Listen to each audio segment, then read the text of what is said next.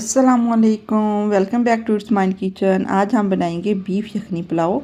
बहुत ही शानदार और ज़बरदस्त बनकर ये रेडी होता है और बनाना भी बहुत ज़्यादा आसान है।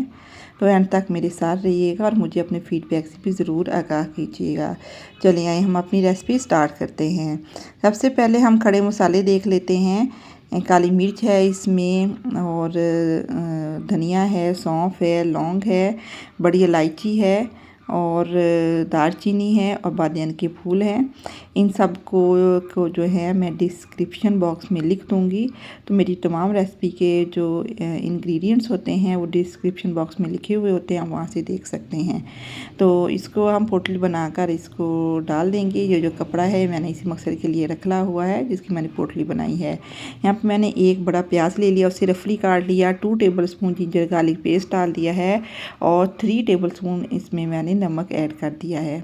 और यहाँ पे मैंने बीफ लिया है। जो बीफ है कुछ बोन वाला लिया है और कुछ बोनलेस है और कुछ जो है चर्बी ली है। ऐसा जो गोश्त होता है इसकी यखनी बहुत ही ज़बरदस्त बनती है। यहाँ पे मैंने तकरीबन 8.5 गिलास जो है मैं पानी के लिए हैं और क्योंकि 4 गिलास चावलों के थे तो उस लिहाज से 7 गिलास पानी जाएगा। तो जो बाकी 1.5 गिलास है वो इसमें ये जब गोश्त गलेगा तो उसमें खुश्क हो जाएगा। तब तक हमारी यखनी बनती है। यखनी को गोश्त को हमने तकरीबन 30 से 35 मिनट के लिए कुक करना है। तो जब तक हमारी यखनी तैयार हो रही है इधर से हम अपना जो प्याज है वो फ्राई कर लेते हैं। यहाँ पे 1 कप मैंने ऑयल लिया है और उसमें 3 मैंने मीडियम प्याज लिए थे वो बारीक बारीक काट कर डाल दिए हैं। तो जब तक हमारा प्याज फ्राई हो रहा है तो जो यखनी है जो हमारी बनकर वो रेडी हो चुकी है। हम इसको देख लेते हैं। जो पोटली है मसालों की हम इसे निकाल देंगे और जो हमारा गोश्त है इसको भी हम निकाल लेंगे, यखनी अलहदा कर लेंगे और जो बीफ है वो भी अलहदा कर लेंगे। और इधर से जो प्याज हमारा फ्राई हो चुका है बस हमने इतना ही फ्राई करना है। अब हम इसमें कुछ मसाले डालते हैं। 2 टेबलस्पून जिंजर गार्लिक पेस्ट डाल लेंगे। इसमें जिंजर गार्लिक पेस्ट ज़्यादा जाता है और इसको हम 2 से 3 मिनट के लिए फ्राई करेंगे। और 3 टेबलस्पून हम इसमें ज़ीरा डाल देंगे और 2 टेबलस्पून हम इसमें रेड चिली पाउडर डाल देंगे और साथ में हम 1 टेबलस्पून हल्दी पाउडर डालेंगे और 1.5 टेबलस्पून इसमें हम नमक डाल देंगे और थोड़ा सा पानी डालेंगे ताकि जो हमारे मसाले हैं वो जले नहीं।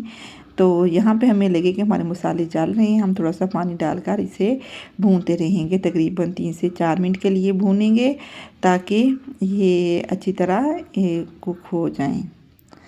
तो यहाँ पे जो मसाले कुक हो चुके हैं, जो हमने बीफ है बॉयल किया था उसको हम फ्राई कर लेंगे। यहाँ पे जो बीफ है इसको तकरीबन 3 से 4 मिनट के लिए हमने फ्राई करना है तेज़ आंच पर। तो जैसे ही हमारा जो बीफ है फ्राई हो जाएगा तो हम इसमें दही डालेंगे। दही हमने 1 कप डालना है। तो दही डालने से पहले आंच हमने बंद कर देनी है और जब अच्छी तरह मिक्सिंग हो जाए फिर हमने आंच ऑन कर देनी है और इसे हमने इतना कुक करना है कि दही का पानी खुश्क हो जाए। तो ये देखें जी हमारा जो दही का पानी है वो खुश्क हो चुका है।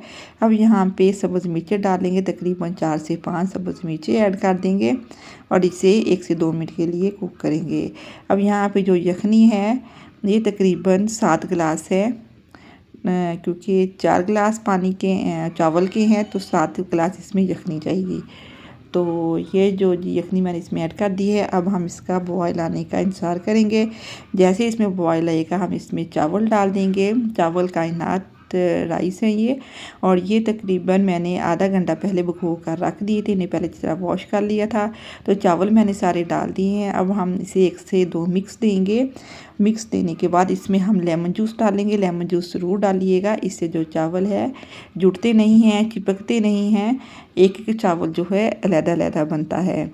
तो अब यहाँ पे बॉयल आना शुरू हो चुका है। अब हम इसे कवर करेंगे। जो फ्लेम है हम इसमें ना ही ज़्यादा कम करेंगे, नॉर्मल सी आंच इसमें रखेंगे, ना ही तेज़ होगी।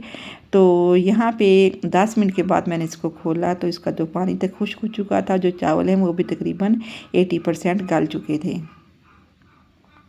तो चावलों को हम अच्छी तरह एक दफ़ा मिक्स कर लेंगे मिक्स करने के बाद अब यहाँ पे जो बस हल्की सी नमी रह गई है, इसमें हम दम देंगे तो इससे जो हमारे चावल बहुत अच्छे बनेंगे। जो चावलों में पानी छोड़ देते हैं इससे जो चावल हमारे जुड़ जाते हैं, इसलिए चावलों में ज़्यादा पानी नहीं होना चाहिए, बस हल्की सी नमी सी हो।